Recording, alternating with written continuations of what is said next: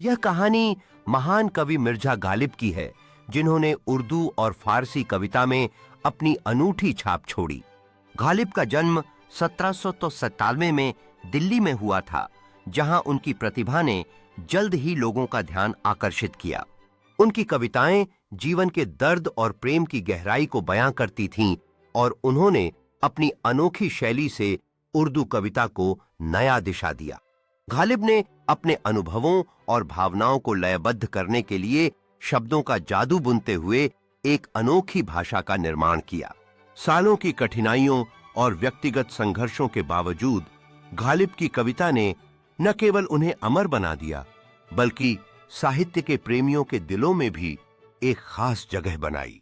गालिब का निधन 1859 में हुआ, लेकिन उनकी कविताएं आज भी लोगों के दिलों में जिंदा हैं और वे एक महान साहित्यिक व्यक्तित्व के रूप में याद किए जाते हैं।